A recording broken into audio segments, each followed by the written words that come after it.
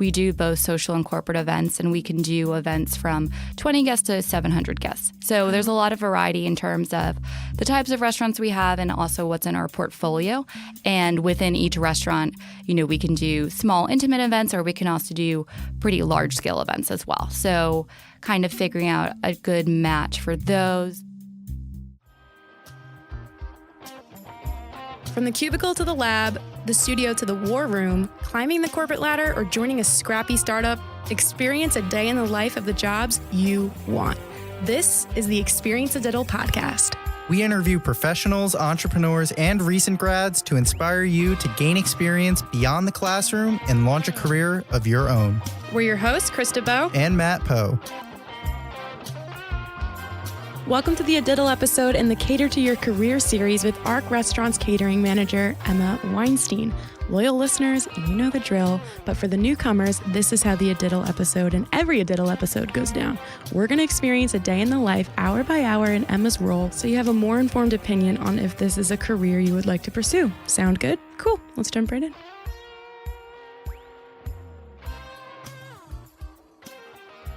So, I want to talk about Ark Restaurants. It's a publicly traded company, right? It is, yes. Okay, so what restaurants and restaurant concepts do they have in their portfolio? So we have 21 restaurants and 22 fast food concepts. We are headquartered in New York in the Union Square area. In New York, our restaurants include Bryant Park Grill, the Southwest Porch, also in Bryant Park, Robert, the Museum of Art and Design, a raw event space on the 7th floor of the Museum of Art and Design, El Rio Grande, Clyde Frazier's Wine and Dine, and then 2 raw event spaces, Mercantile 37 and Mercantile 38, behind Clyde's. So they're on 37th and 38th Streets between 10th and 11th Avenues. Then we have Durgan Park in Boston, Sequoia and Thunder Grill in D.C., the original Oyster House is in Alabama, so those are 2 separate locations. Shuckers in Jensen Beach in Florida. Rustic Inn, also in Florida, and some food courts in the Hard Rock Hotel and Casinos in Florida. Then in Las Vegas, we have Yolo's in the Cosmopolitan Hotel. We do the employee and in-room dining at New York, New York. We also have Gallagher's in New York, New York. Where else do we? America in New York, New York. Gonzalez. And then some fast food concepts as well. And then we're also in the Meadowlands. So we're at the Meadowlands racetrack. I think that's all of them. Did you memorize that? I've been doing it a while. I was impressed by how much you that rolled off the tongue. You knew that pretty well. So what are you responsible for particularly, like the overall company, or do you work with only specific restaurants in the portfolio, or how does that pan out? I'm in the events department. So I work with 9 other people in New York, and then 4 of my team members are in D.C. We have a separate events department in Las Vegas. We have one in Boston, and then we have one in Alabama, but I primarily work with our New York properties and our DC properties. So I do kind of a mix of things. I do marketing for the department that's, paid ads on Facebook and Instagram, as well as kind of do some organic social media as well. Come up with things to put in the email blast. We have a separate newsletter for Clyde's, and then we have a general Ark newsletter, business development, so reaching out to new companies. We do both social and corporate events, and we can do events from 20 guests to 700 guests. So there's a lot of variety in terms of the types of restaurants we have and also what's in our portfolio. And within each restaurant, we can do small, intimate events, or we can also do pretty large-scale events as well. So kind of figuring out a good match for those. We do a lot of weddings, so I spend a fair amount of time updating our storefronts on the Knot and Wedding Wire to make sure we have current photos and current information. Some legal work. I drafted a privacy policy just for our company's website, but I worked with our in-house counsel on that, and the reason I was doing it is because I was involved with the paid digital marketing, so I knew kind of about the Facebook pixel and what kind of, data we were using and wanting to collect and wanting to, have that information, the privacy policy, and our in-house counsel wasn't as familiar. So that's why she and I work together. Most of the legal things she does by herself. So it's a mix of things. It's Tuesday at 5:45 in the morning, and Emma is just waking up, heading over to her BNI meeting to network. We learned what BNI is back in the A Diddle episode in the Planning Financial Future series, so check that out if you want to learn more. What's your goal for participating in this group? Are you there to acquire customers? Are you there to sell Ark's business model or business proposal? What's your motive? Definitely there to acquire more events. Okay. So specifically looking to book corporate and social events. Gotcha. Not so much focusing on the driving a la carte traffic. I mean, which would just be regular diners coming in to eat at the restaurants, which is still great. And that's definitely a way that we book event business is people come in, for a business lunch and realize that it would be a great place to have, their corporate holiday party. But it's also been really good just from a personal development point of view. So every week I have to stand up and give what's called a commercial. So it's essentially an elevator pitch about who I am and what I do and what kind of business I'm looking to book that week. So just kind of the activity of thinking of my commercial and what I'm looking to kind of focus on and target that week has actually been really great. How much of your responsibilities are you, I guess, evaluated on bringing on new clients? Are you judged on that? Is that a part fair of your... amount? Okay. Yeah. So I mean, I'm a salaried employee, but I get additional compensation for events that I work. So obviously, there's a strong incentive to bring in new clients of my own. And we always want to, look for new business. People are always looking. We have a lot of wonderful repeat clients who, we've been doing their corporate holiday parties for the past 14 years, which is fantastic. But other events such as weddings, for the most part, people are only planning on getting married once and maybe they'll do a vow renewal. Yeah. So that's not something we're always we can't really rely on repeat wedding business. Like, yes, we can work with other planners and other vendors, but we can't be reaching out to the same couples all the time because they're not getting married year after year. So the business development aspect is very important. And, our restaurants are fantastic, but they're also older for the most part, a lot of them. I think our youngest restaurant in New York is 7 years old. So people are always kind of looking for, the new hotspot to eat or to get drinks. So staying relevant is definitely really important. It's now 10 a.m. and after a one-to-one meeting with her fellow BNI chapter members got canceled, Emma left BNI and walked 13 blocks to attend a learning brunch thrown on by Ark Restaurants event software Triple Seat. So my whole team went to that. And that was pretty exciting because I was at WeWork 57 and I'd actually never been inside a WeWork before. Oh, nice. You said you were excited to go. Why were you excited? I was just kind of curious to see what it was. And that one's specifically built as like the WeWork Learning Annex or something. So I was kind of curious what exactly that would entail. And I have friends that have worked in WeWorks before, so I was just excited. But Triple Seat, that's your CRM, that's your event planning software. That's running the whole business pretty much. That's the main software you guys are using. Yeah, I mean, we are still old-fashioned the way that we have tangible files too, as well as digital files. So if Triple Seat were to, shut down or something, we wouldn't be incapacitated. We have backups too. And honestly, like a lot of the coworkers I have been doing this for 20 plus years, and a lot of their information and their sales tools, it's in their head. Is this a complicated software to learn? No. I don't think so. We were using another software called Cateries. We made the switch in January. Okay. So for some of my coworkers who were used to using Cateries for a while, it definitely was a transition, learning a new software. The fact that most of us have iPhones, and I think the design is very similar to an iOS platform, I think just like visually it's more appealing. It works better on a phone. Cateries, you need Citrix to open, so it's not as mobile friendly. Like I can literally book an event from my phone. So I think it's way easier to use. But some of my coworkers that were used to using Cateries for 15 plus years, it was definitely a transition period. So it was a training lunch or a brunch at the WeWork. What did you learn at the training? So it was just kind of going over some of the intricate details of reformatting the document. So one of the great things about Triple Seat is you can really customize things to match your brand and your imaging. Also just in terms of putting, client information in a certain spot or, making sure the taxes are pulling correctly, making sure the menu items are showing, customizing our BEOs, our banquet event orders to look a specific way that, is pleasing and easy for our executive chefs to use at the different restaurants. But also we want everything to look the same because we have so many different properties. We don't want to have to keep having custom contracts and custom BEOs for all of them. We want them to look uniform. Now it's 1:15 and Emma goes back to the office briefly. I have a call with someone who is interested in joining my BNI group. So we have been trying to connect for a little bit. So I just told him kind of more about BNI. He's just starting his own company. So he's trying to figure out if it's the right move for him or not. Luckily with BNI, you can have visitors come and there's well, at least with our chapter, there's no charge and you get a complimentary breakfast and you can network with other members in our chapter and other visitors that are there. So it's a really good way to kind of experience BNI and figure out if it's for you or not. Are you having lunch yet at this point? Like it's No, grab some like soup in between like running from the conference and like my call. So I ate some soup very quickly. Nice. Yeah. Like on a typical day though, do you normally have lunch like a working lunch, like sitting at your desk, or do you usually go out? Okay. Yeah. Nice. Sometimes I'll have lunch with clients at one of the restaurants or with vendors. Then 2:30, you head over to the Robert. Yeah, to meet this woman named Tatiana, who has a company called Proposal 007. So I showed her Robert. She'd never been to the space before. And we also have a raw event space on 7, so we looked at that.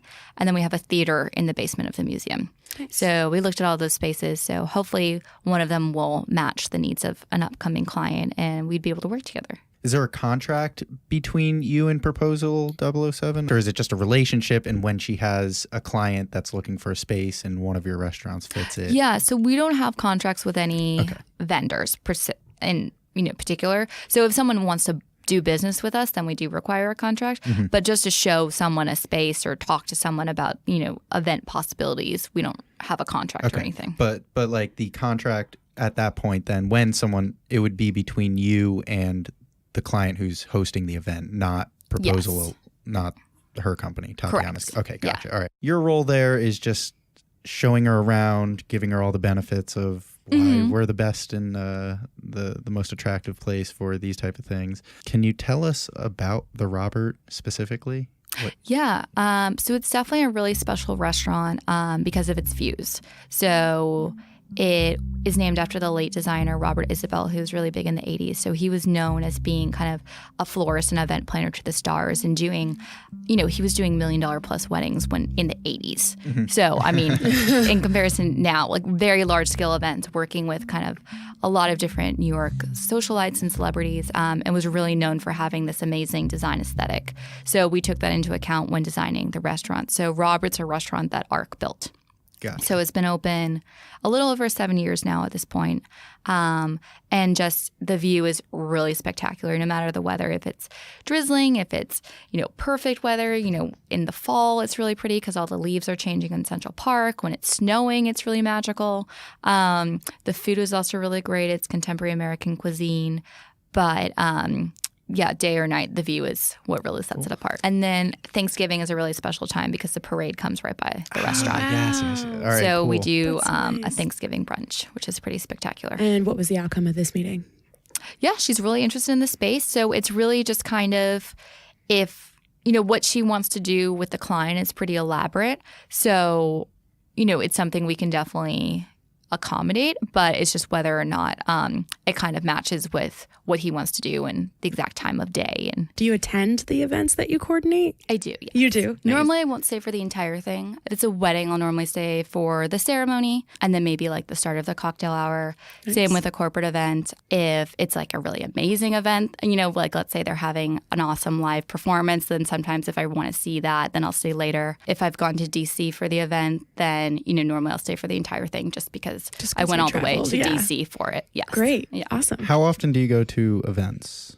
Is it once a week? Is it once a month? Honestly, it depends on the week. So last week I went to 3 events. Okay. But I wasn't planning all of them. I also attend, events that either our vendors put on or I'm invited as a guest. So it's not always an event that I've necessarily been working on. So you went in this day from Tribeca to 42nd Street, back to Union Square, and then back up to Columbus Circle. Well, Tribeca to 44th to 57th to Union Square to Columbus Circle. Point being, you're out and about all day during this particular The unlimited day. monthly subway pass has been a great investment.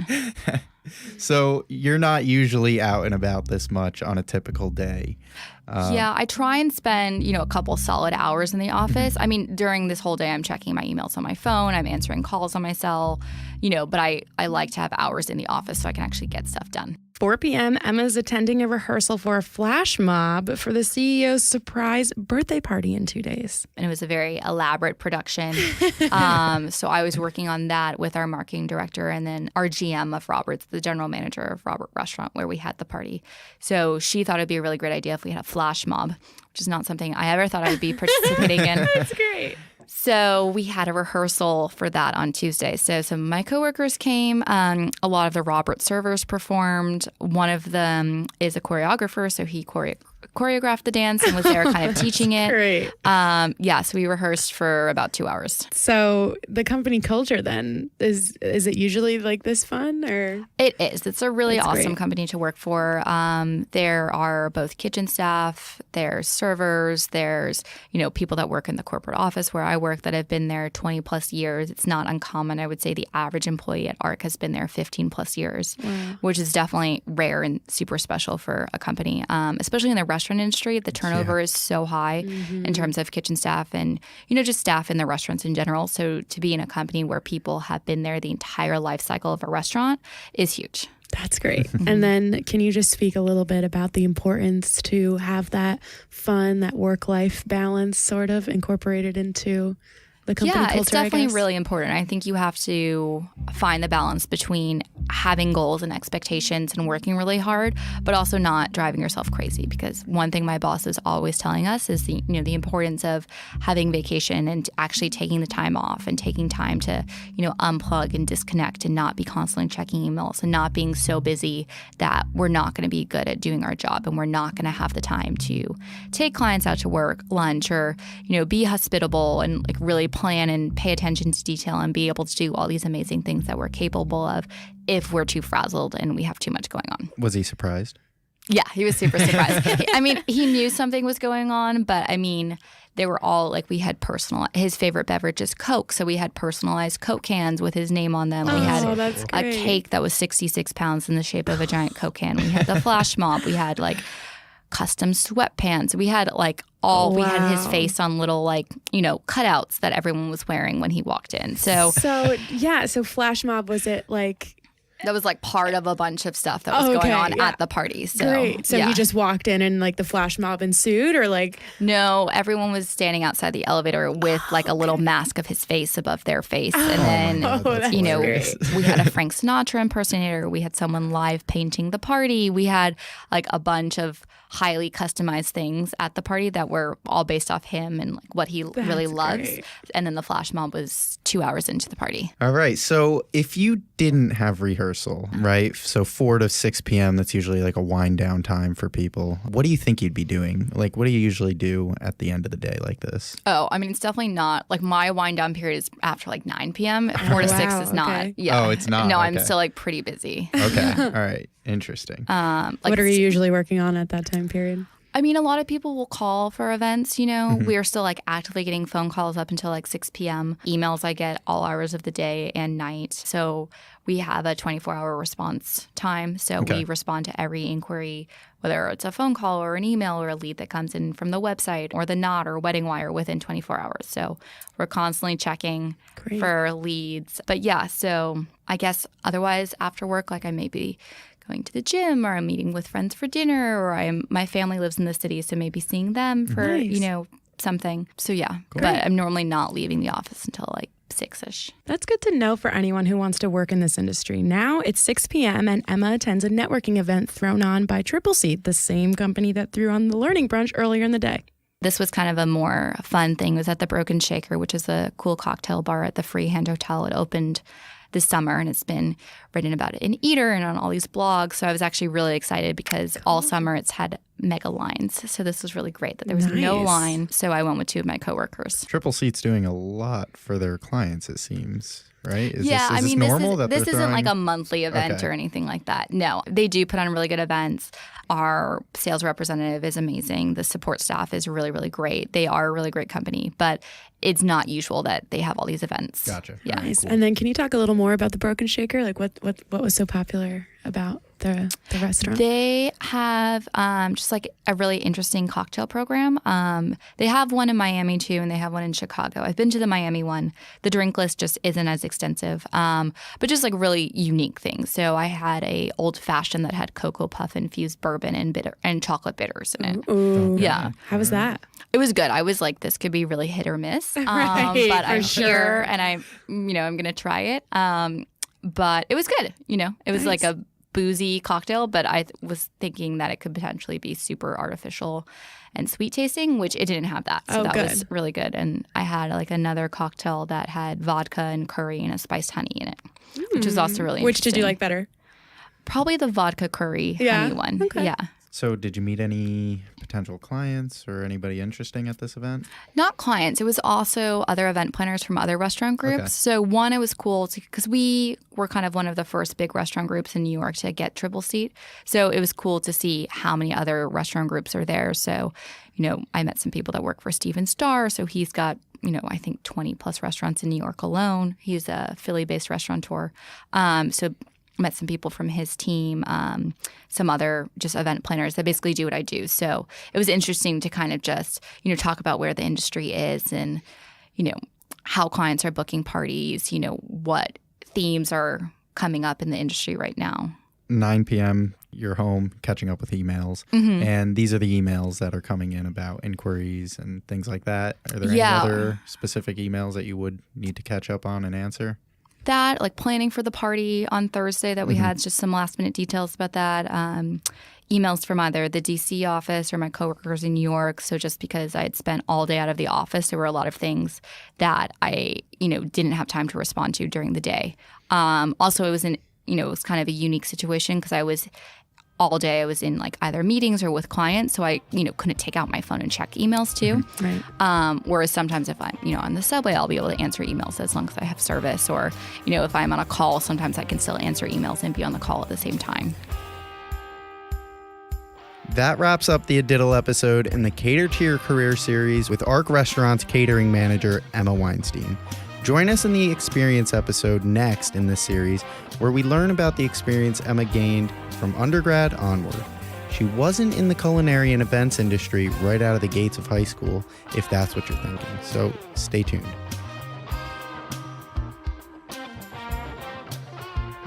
You can get to know us and our guests more by keeping up with us on social. Join our community on Instagram and LinkedIn at Experience Adiddle. That's Experience ADITL. There we share our guests' rapid rounds, life hacks, and advice to you, along with pictures and videos from our Manhattan studio, Gotham Podcast Studio. Thanks for listening. To find the show notes with all relevant links and photos for this series, head over to experienceadiddle.com. That's experienceaditl.com. If you learned something in this episode, please take some time to help our mission by leaving a positive rating and review of the show. Each week, we bring you a new interview series with guests from different jobs and industries. In every series, we live a specific day in the life, hour by hour, experience the career journey, and have a discussion about what we learned. So, don't forget to subscribe.